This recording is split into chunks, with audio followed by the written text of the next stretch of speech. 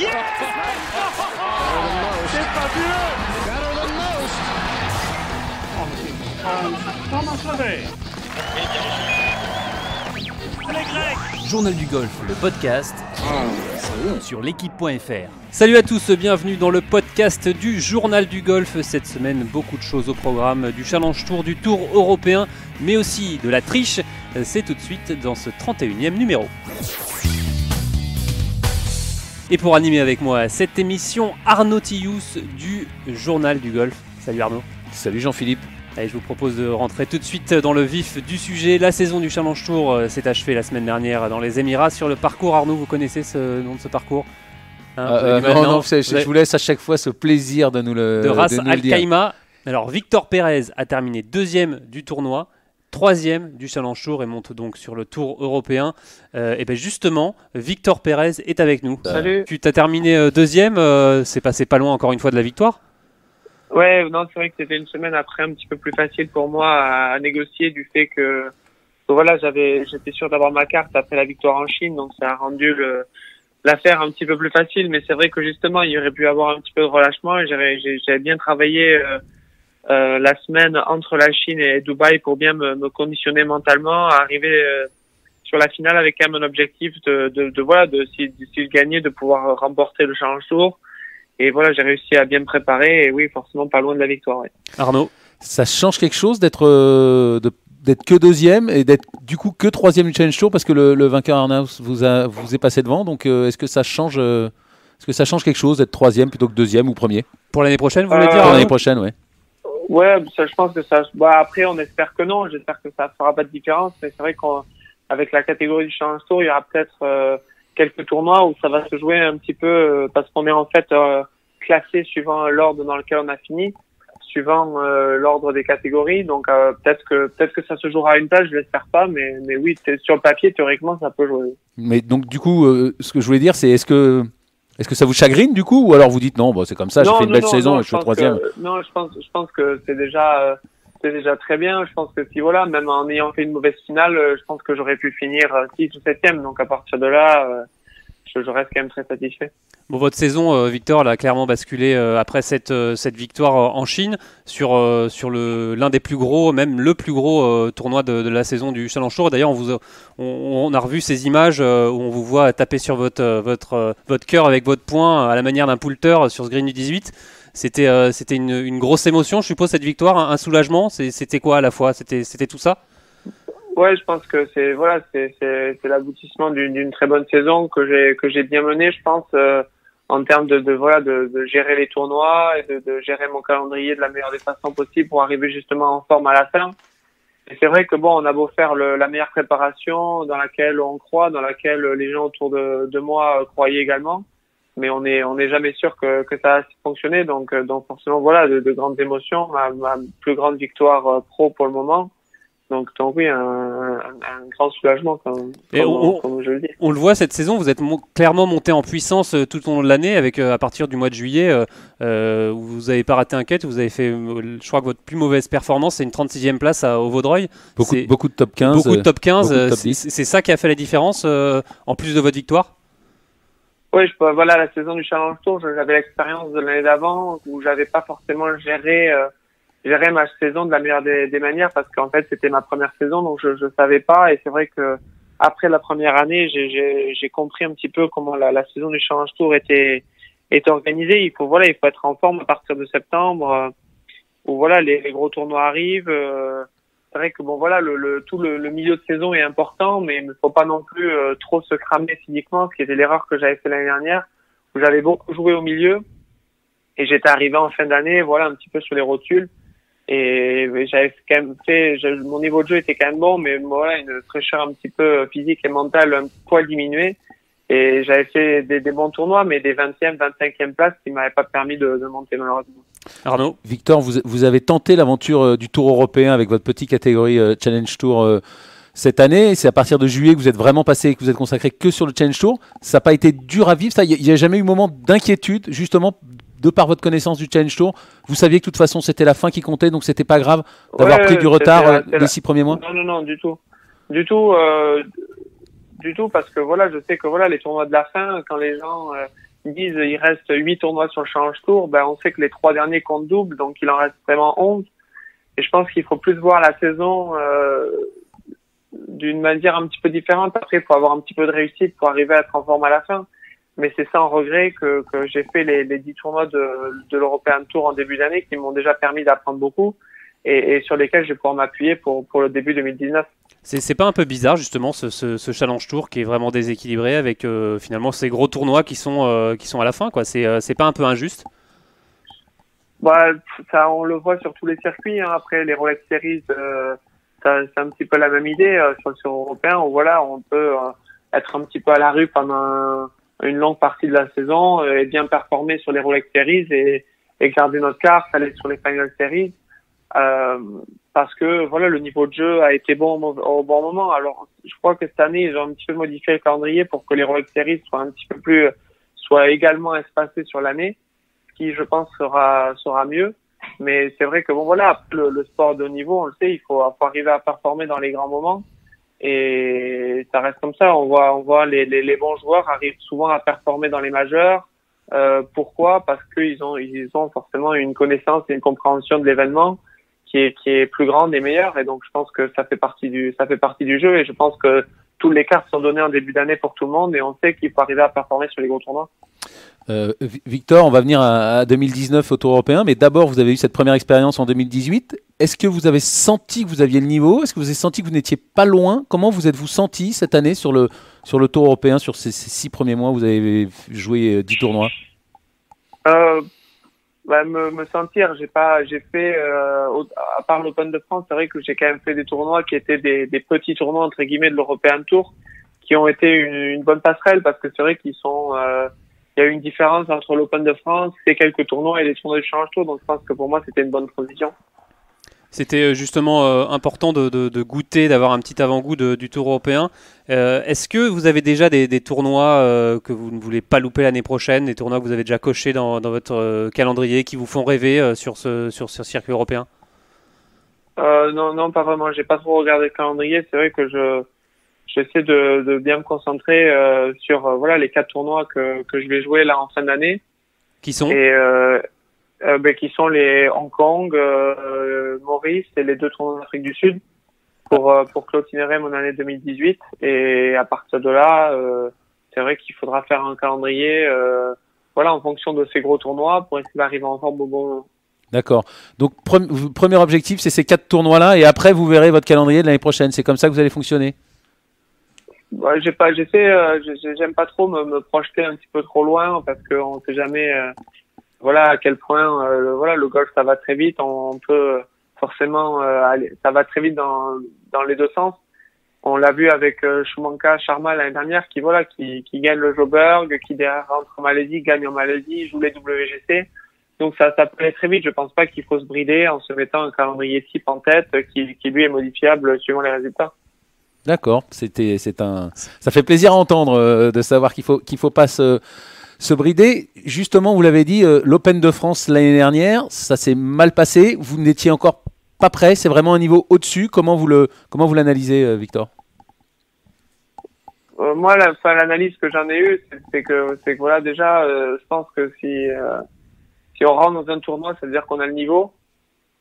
Ça, c'était ma première analyse. La deuxième, c'est que voilà, le style de jeu pour ces tournois-là est un petit peu différent. C'est vrai que les parcours sont déjà plus fermes comparément au parcours que j'avais l'habitude de jouer sur le Challenge Tour. Donc, ouais, une odeur de balle qui est un petit peu différente, et c'est vrai que ça, on peut pas forcément s'adapter en 3 jours, arriver le dimanche sur le site, et 3 jours pour vraiment un petit peu changer son style de jeu, c'est un petit peu juste.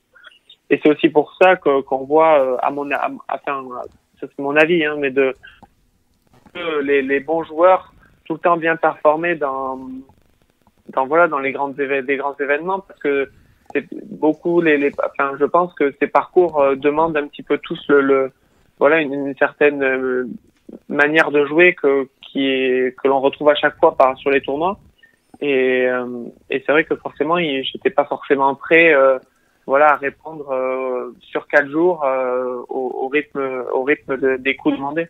D'accord. Et donc maintenant, vous vous préparez en conséquence? Vous vous sentez plus prêt? Qu'est-ce que vous avez fait pour vous préparer, Victor? Bah là, en ce moment, j'ai rien fait parce que vu que j'ai dû finir ma saison de Challenge Tour, j'ai rien voulu, j'ai pas voulu changer mon style de jeu. Je pense pas qu'il faut changer mon style de jeu. Je pense que ce que j'ai fait, ça a fonctionné. Et il faut que je me concentre sur les mêmes points qui ont bien fonctionné cette année. Alors Victor, pour ceux qui vous connaissent pas trop, rappelez-nous votre coach, vous êtes toujours avec Michael Mager? Oui. Vous l'avez depuis longtemps, ce coach. Est-ce que vous pouvez parler un peu de cette relation? C'est un coach américain. Vous avez fait aussi l'université du Nouveau-Mexique. C'est un peu total US. Chez vous, vous sentez plus français ou plus américain? Bon, c'est dur de dire. Je pense que l'avantage que j'ai, c'est justement d'avoir un petit peu les deux et d'utiliser le meilleur des deux parties. Parce que voilà, moi avec Michael, ça fait plus de 10 ans. J'ai commencé quand j'avais 15 ans.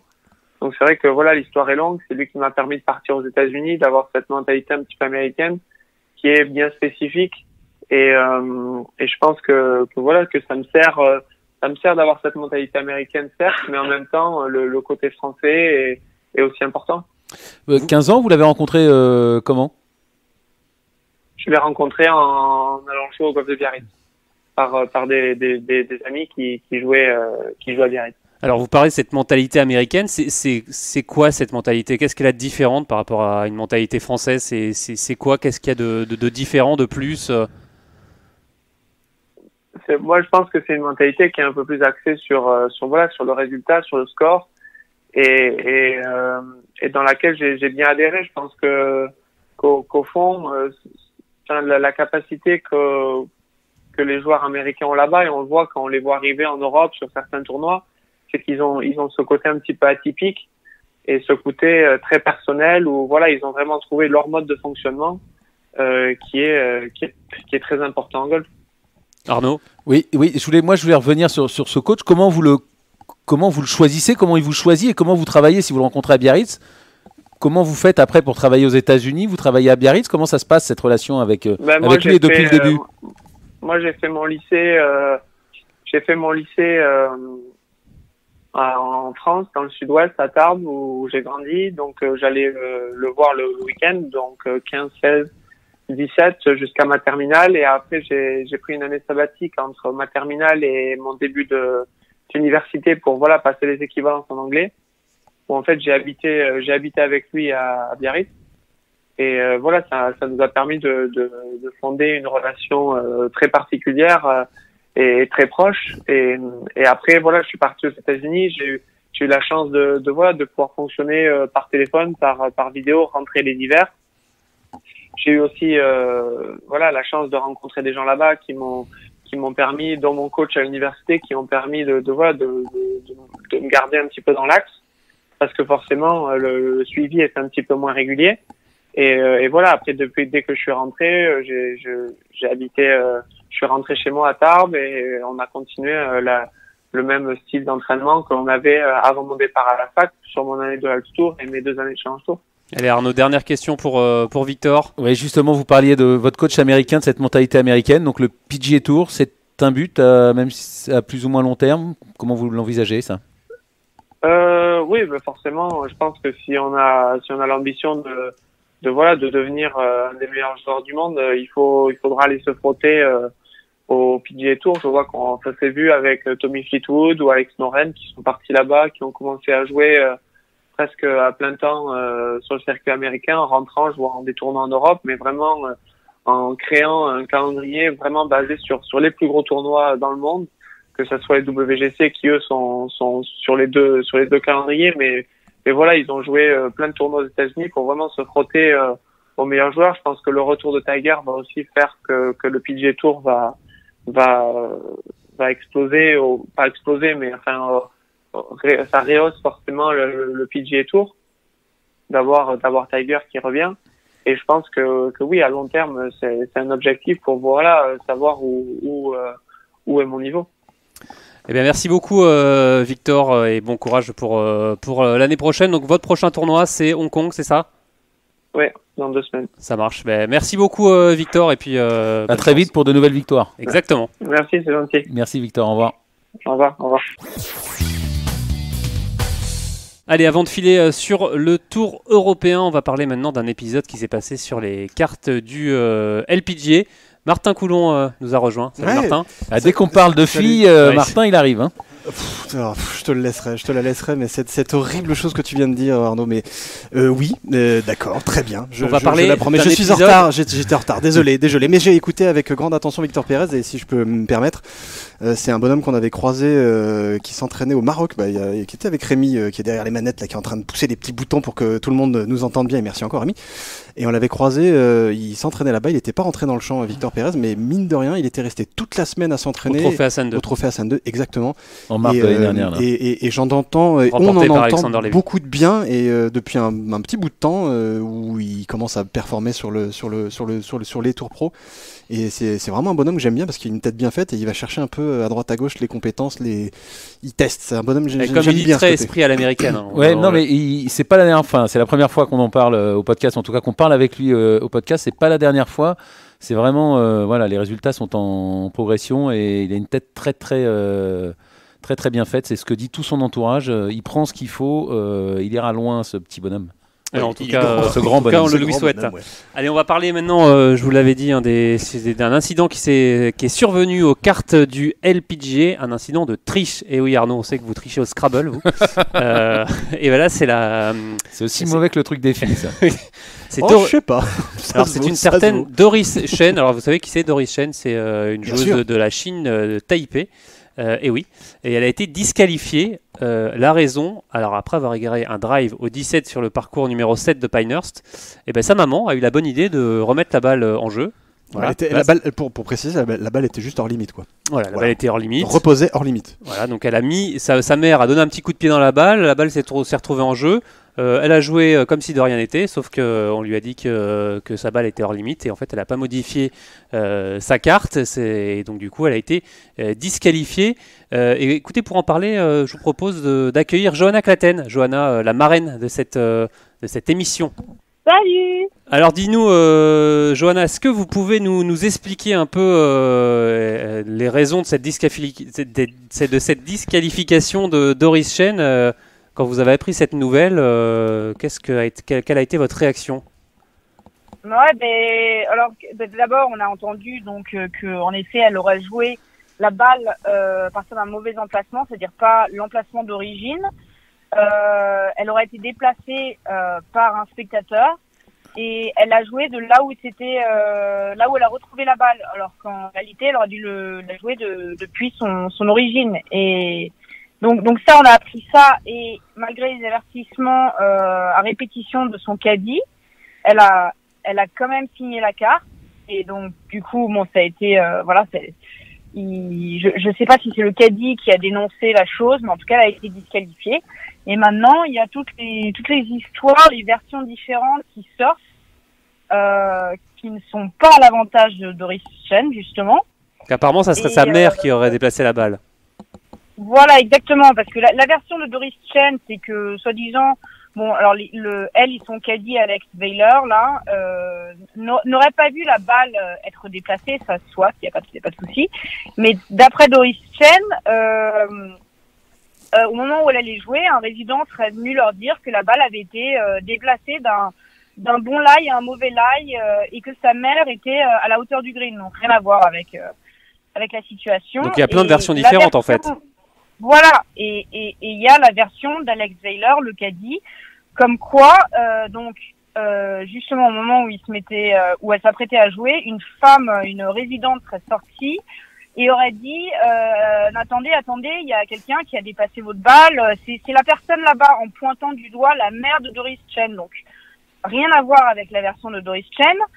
Et apparemment au téléphone hier ou avant-hier il me semble, elle aurait dit à Randall Mell, qui est un journaliste assez connu de Golf Channel, que elle était effondrée, elle avait le cœur brisé par toute cette histoire, que jamais elle tricherait, que voilà, elle expliquait donc sa version. Et 2 heures après, il a au téléphone le caddie qui lui dit ah non mais moi je me sens dans le devoir de rétablir la vérité, parce que c'est pas juste vis-à-vis de tous les autres joueuses qui ont travaillé très dur pour avoir leur carte.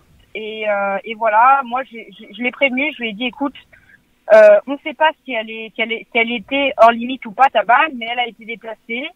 Et il faut appeler un arbitre. Et elle a dit non, je vais jouer de là. Et tu ne diras rien à personne. Elle lui a dit ça quand même. C'est presque une menace. C'est complètement dingue cette histoire.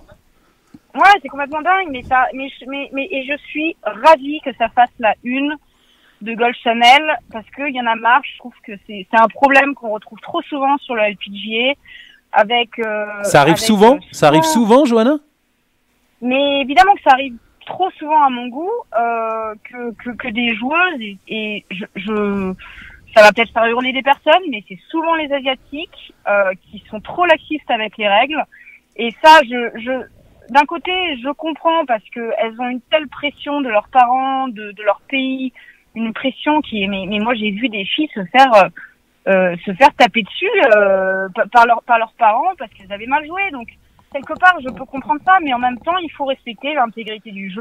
Et est-ce que vous les avez vus tricher? Est-ce que vous avez vu des gens tricher? Est-ce que vous avez eu connaissance de ces histoires? Et pourquoi elles ne sortent pas? Pourquoi elles sortent? Calmez-vous. C'est toujours pareil au LPGA. Enfin, au carp, je veux dire. Moi, j'ai déjà vu, par exemple, des trucs. En général, moi, je suis tellement concentrée sur mon jeu que je regarde pas trop les autres. Il y a une fois où j'ai déjà vu une Asiatique qui marquait la balle. Mais en plus, c'est des trucs qui servent à rien. C'est qui place la marque juste à droite de la balle au lieu de la placer derrière et qui ensuite la remettent devant. Donc, elle gagne 1 ou 2 centimètres, ce qui est ridicule. J'ai déjà vu ça. Ensuite, entre nous, on sait ce qui se passe et on a pas mal d'histoires sur quelques joueuses asiatiques. Faut balancer des noms là, Johanna. Non, mais je veux pas. Mais c'est juste. Je sais que voilà, il y a pas mal d'histoires et ça me gonfle parce que j'ai pas envie que notre sport, l'image de notre sport soit. Mais comment on peut faire? Et comment vous pouvez faire? Qu'est-ce que vous souhaitez faire avec vos collègues du LPGA? Qu'est-ce que vous pouvez faire et qu'est-ce que vous allez faire? Mais je sais pas, mais ça là, cette histoire qui fait la une, et ben ça envoie un message, je pense, assez clair à tous ces parents de joueuses qui disent à leurs joueuses il faut que tu gagnes quel que soit le prix. C'est un peu ça leur mentalité souvent, c'est c'est quel que soit le prix, coûte que coûte, il faut que tu gagnes, quitte à enfreindre les règles. Et voilà, et ça va envoyer un message. Je sais qu'elle soit disqualifiée, qu'elle va sûrement avoir des sanctions assez lourdes, qu'elle soit humiliée comme ça parce que ça fait la une de Golf Channel, parce que tout le monde en entend parler. Ça envoie un message assez clair et je pense que ça va les faire réfléchir et ça c'est top. Moi, je suis très allez Arnaud, dernière question. Non mais j'ai lu, je sais plus quel journaliste ou joueur disait qu'il fallait la bannir à vie. Qu'est-ce que vous en pensez? Ah ben moi je suis entièrement d'accord pour que ça soit un exemple pour toutes les autres. Eh bien merci beaucoup, voilà. merci beaucoup Johanna et on vous dit à bientôt. Eh ben merci beaucoup à vous. Et bonne chance. Merci, allez au revoir. Allez messieurs, on va passer maintenant sur le tour européen avec la victoire de Justin Rose, Rose qui repasse d'ailleurs numéro 1 mondial. Ça va pas durer malheureusement pour lui. Oui, mais bon, il repasse numéro 1 mondial en gagnant cette fois-ci. Pardon, je dis, je suis très ravi, je suis absolument ravi qu'il c'est plus par rapport à ces histoires de diviseurs, de sombres calculs mathématiques qui font que d'une semaine sur l'autre, les écarts entre le numéro 1 et le numéro 2, à savoir Brooks Koepka qui est le numéro 2 actuel, sont tellement minimes que dès la semaine, je crois que c'est même cette semaine, quoi qu'il se passe, Brooks Koepka devra repasser numéro 1 mondial. Donc c'est assez éphémère, c'est un peu du ping-pong de. Mais Justin Rose est numéro mondial. Pardon. Surtout qu'il l'a dit, il était numéro mondial en gagnant un titre, ce qui n'était pas arrivé l'autre fois au BMW où c'était Keegan Bradley qui avait gagné en play-off. Mais Justin Rose était, comme il l'avait dit, il l'a dit, c'était un peu un lot de consolation d'être numéro mondial. Bon. Mais sans gagner, il préférait gagner et être numéro 1 mondial. Voilà, numéro 1 mondial, Justin Rose, cette victoire en play-off face à Tongli, c'était. Il conserve d'ailleurs son titre au Turkish, c'est une première dans l'histoire des Rolex Series d'ailleurs. Arnaud, une réaction? Non, il était attendu. Merci, De toute façon, il joue bien Justin Rose. C'est dommage pour Otongli qui a pris 3 putts, qui avait un putt pour gagner. Il a vendangé un peu. Ouais. Donc c'est dommage pour Otongli, mais écoute, tant mieux pour Justin Rose. Et c'est l'Europe qui gagne. D'accord, très bien. Vous n'avez pas grand-chose à dire sur Justin Rose, Arnaud. C'est étrange. Non. Alors, ça me semble moins intéressant que les sujets d'avant. Alors à noter que dans ce Turkish Airlines Open, on avait des Français. Alexander Levy était d'ailleurs en dernière partie avec Atongli et Justin Rose. Alexander Levy qui termine finalement 10e. Petite déception pour Alexander, journée en +2 pour terminer. Oui, évidemment que tu vas pas dire il termine 10e, c'est génial, bravo. Termine 10e d'un Rolex Series quand même. Bon, évidemment, encore une fois, il faut voir, soit tu vois le verre à moitié vide, soit tu le vois à moitié plein. J'ai envie de le voir comme d'habitude à moitié plein. Alex, il fait une année un peu en dents de scie, avec un très haut... Une année un peu étrange d'ailleurs pour Alexander. Ouais, un peu chelou, voilà, avec ses envies de... Cette espèce de pression de Ryder Cup, ses envies d'aller titiller le très haut niveau et d'essayer des nouvelles choses dans son entourage, dans sa façon de s'entraîner, qui n'ont pas forcément payé leurs fruits tout de suite, mais c'est intéressant de le revoir poster des scores sur des gros tournois comme ça. Surtout que voilà, encore une fois, lui les points, j'ai envie de dire, il s'en fout un peu. L'idée c'est d'aller beaucoup plus haut au classement mondial. C'est pas forcément le top 30 européen qui va le motiver. Et c'est intéressant de le voir. Il est 25e de la race pour l'instant. Ce qui est bien mais pas top, comme dit l'adage qui va bien. Mais voilà, évidemment qu'on attend beaucoup plus d'Alex Levy parce qu'on sait de quoi il est capable. Il a quand même 5 tournois du Tour européen dans sa besace à 28 ans, ce qui est voilà, c'est le trend. Il est très bon et le bonhomme il se pose les bonnes questions, il essaie d'y répondre avec ses armes. Voilà. Ouais, évidemment que c'est un peu décevant de le voir faire une année un peu bizarre comme ça, mais après, oui, il reste 2 tournois, il peut encore gagner. Non, mais là, il est en dernière partie, il joue la gagne, on l'attend à jouer la gagne jusqu'au bout. On l'attend à jouer la gagne. Dès le début, il joue pas bien. Après, la bonne nouvelle là-dessus, c'est qu'il finit par 3 birdies, qui s'est bien rattrapé sur la fin pour sauver un top 10. Mais c'est sûr qu'on aurait voulu le voir en play-off avec Otongli et Justin Rose. Ouais, mais ce qui est compliqué, c'est toujours toujours cette espèce de. Mais est-ce qu'on n'est pas un peu trop dur avec justement Alexander Levy et les Français? Non, on n'est pas dur là. Justement, mais c'est vrai que les Français, on a un peu d'attente envers un joueur comme Alexander. Mais c'est normal d'avoir des attentes envers ces joueurs-là qui sont ultra talentueux. Je veux dire, j'avais, pour rien vous cacher, j'avais Paul Maguinet pas plus tard qu'il y a 2 jours au téléphone. Je lui pose une question sur pourquoi est-ce qu'on n'a pas eu de Français en Ryder Cup et qu'est-ce qui manque aux Français de cette génération-là, les Alex Levy, les Mike Lorenzo, les Ben Hébert, tous ces mecs-là qui depuis 2-3 ans sont dans le haut du panier du golf tricolore et du golf européen. Qu'est-ce qui leur manque pour accéder au très haut niveau mondial, à savoir le top 30 qui leur aurait ouvert les portes de cette équipe européenne. Et Maguinet, qui est quand même pas un perdant de l'année, qui connaît un peu le tour et qui connaît un peu le haut niveau, il m'a dit c'est pas une question de talent. Enfin, je veux dire, si vous prenez le golf français en général au niveau talent, enfin, vous êtes limite l'une des nations les plus fortes, si ce n'est la plus forte. C'est juste une notion un peu loin, Martin. C'est juste une notion de régularité, c'est-à-dire exactement ce qu'a fait Justin Rose depuis 2-3 ans. C'est une machine de guerre, le gars. Et c'est de la régularité, évidemment, sur le terrain, en termes de score, en termes de performance, en termes de résultats. Mais ce qu'il faut voir, c'est le derrière ça, c'est-à-dire tout ce qui est entraînement, hygiène de vie. Et, tout l'à côté, en fait. Mais c'est la vie, en fait. La vie qui est dédiée ou non à ce projet de très haut niveau. Et c'est peut-être ça, voilà, c'est peut-être ça, le petit dernier truc, mais qui n'est pas si petit que ça, qui est à la fois microscopique et qui est gigantesque, qui empêche encore, pour l'instant, certains de nos meilleurs éléments français d'aller titiller ce très très très très très très haut niveau. Voilà, c'est tout. Allez messieurs, on va terminer avec la finale des cartes européennes, la terrible épreuve des cartes européennes. C'est peut-être l'une des épreuves les plus dures dans le monde du golf. 6 tours, 156 joueurs, seulement 25 qualifiés sur le tour. Ça se joue dans la tête, messieurs, cette finale des cartes, c'est terrible. Tellement dur, c'est un marathon absolu, je trouve que c'est à la fois de l'extérieur, hein. Je parle de l'extérieur parce que évidemment je l'ai jamais vu que de l'intérieur.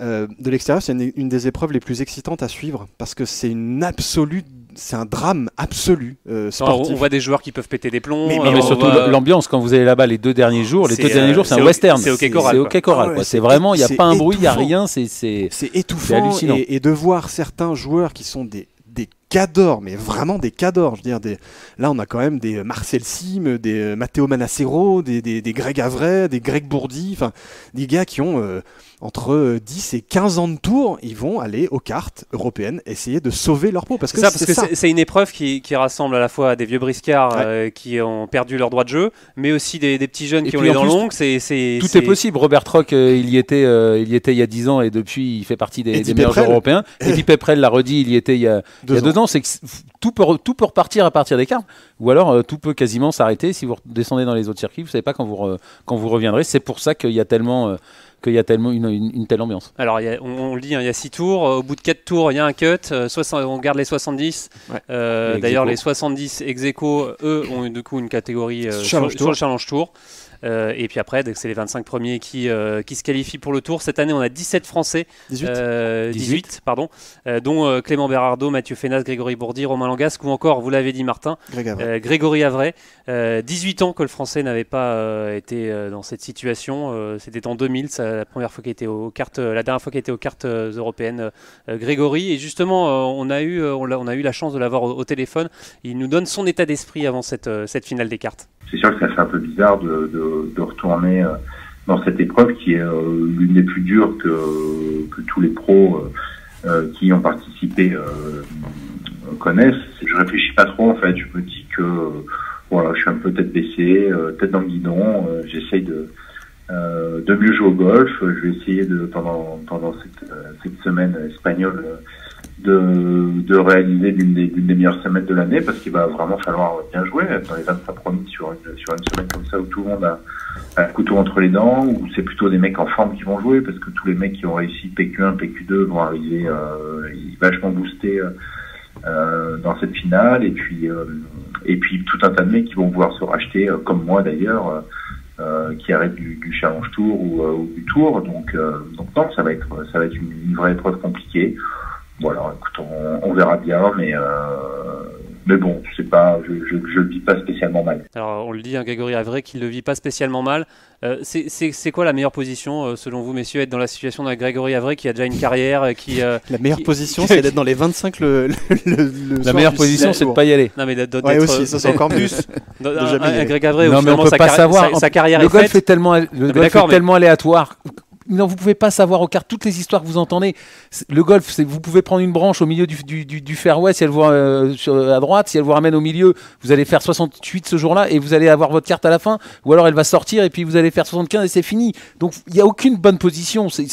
Il va falloir serrer les dents sur chaque coup. Grégory Avray n'a plus rien à prouver. 18 ans de tour. Il n'a plus rien à prouver, mais il n'a pas envie de se retrouver sur le Challenge Tour et encore moins sur l'Alps Tour. Et voilà, donc il a quand même tout à perdre à aller là-bas, comme tous ceux qui sont là-bas. Ils ont tout à perdre à aller là-bas, surtout ceux qui arrivent du Tour européen et surtout ceux qui n'ont pas été depuis 18 ans. Martin. Ouais, moi ça fait vraiment très très bizarre de voir certains de ces joueurs-là, et tous les ans c'est le cas. Tu vois des noms, tu te dis mais il est aux cartes européennes lui, mais c'est hallucinant. J'ai l'impression qu'il jouait la gagne il y a encore 3 semaines sur le Tour européen. Mais c'est ce qui est vrai d'ailleurs, ce qui est souvent vrai d'ailleurs. Ce qui est souvent vrai. Mais c'est aussi ça, et c'est aussi ça la preuve de cette exigence de dingue qu'est le très haut niveau déjà européen et alors après mondial. Je veux dire, c'est de voir ce genre de joueurs-là qui sont, enfin, je veux dire, c'est quand t'as 15 ans ou 18 ans de tour européen dans les pattes, c'est que t'es quand même un client qui sait à peu près manier la balle et qui sait à peu près faire des trucs sympas avec tes clubs de golf, et de là à se dire que ces gars-là sur une saison, ok, peut-être qu'ils ont eu des coups de moins bien comme Grégory Bourdi où ça a été très compliqué malgré 28 ou 29 tournois, il amasse je sais plus combien de centaines de milliers d'euros, et c'est à savoir pas grand-chose.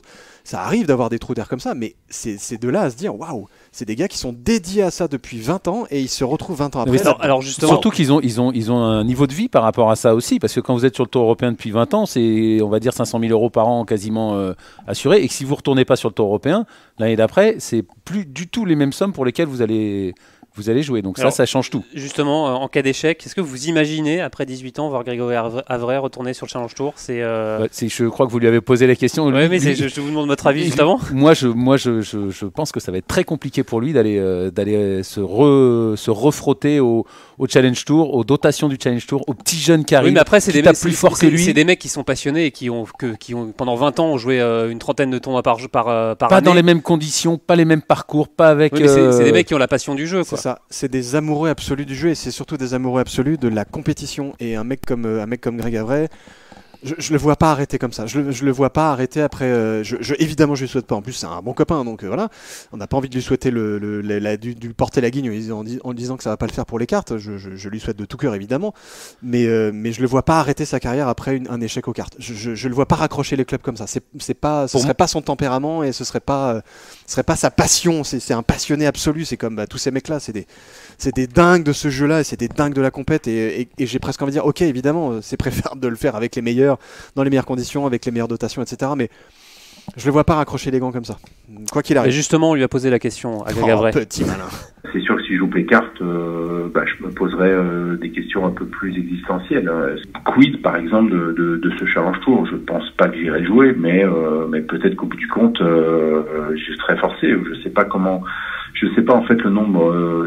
C'est pour ça que je me suis pas encore posé sur la question. C'est que j'attends de voir les cartes et à partir de là, on commencera à tirer des plans sur la comète. Mais c'est sûr que si je les loupe, je vais peut-être avoir peu accès au tour l'année prochaine. Je vais demander des invites. Je sais pas en quelle quantité j'en aurai, sur quel tournoi. Donc ça sera vraiment le flou et j'ai pas envie d'être dans le flou. J'ai passé l'âge d'être dans le flou en fait, tout simplement. Donc il sera peut-être temps de faire autre chose rapidement et il sera peut-être temps de se poser 2-3 questions importantes. 2-3 questions importantes pour Grégory Avray. En tout cas, on lui souhaite d'être dans ces 25. Il y a 17 Français au départ. 25 ex aequo encore une fois. 18 Français au départ, soit quasiment 11% du champ. On peut espérer combien de... C'est un joli pourcentage, JP. On peut espérer combien de tricolores dans ce top 25 et ex aequo?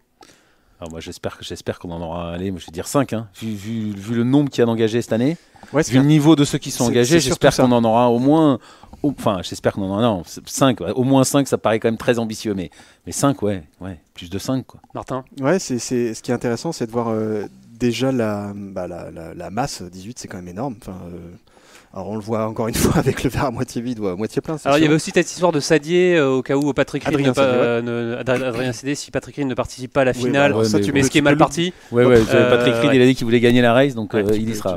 Tu peux malheureusement l'oublier. Ah oui, il peut se blesser effectivement. Peut se blesser. Ouais, bref. Mais ce qui est intéressant, c'est la densité et de voir, typiquement un joueur comme Adrien Sadier qui rate la carte du tour pour une place, un bogey par-ci, un birdie par-là. Bon voilà, rien du tout évidemment. Quand on rate de rien, c'est voilà.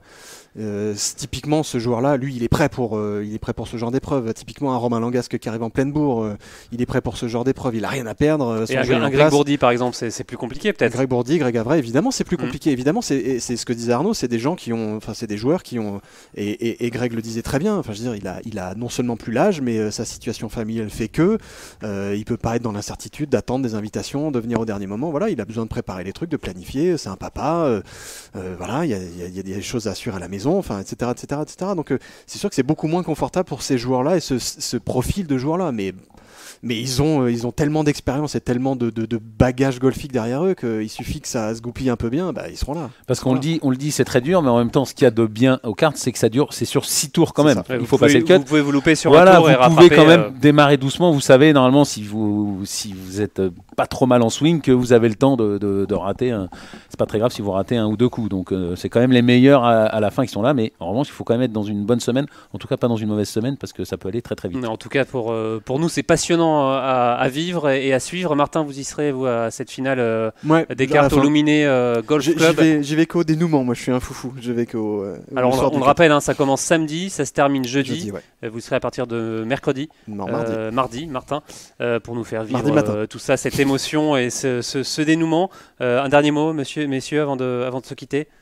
Non, on leur souhaite bonne chance, qu'il y en ait le maximum dans les 25 et ex aequo parce que c'est vrai que pour la première fois, enfin déjà l'année dernière ça a un peu diminué le nombre de Français sur le tour, mais là il en reste plus beaucoup, donc on aimerait bien qu'il y en ait d'autres qui viennent et qu'on était habitué à notre 10-15aine de Français sur le tour européen. On aimerait bien que ça continue, voire que ça continue à augmenter aussi.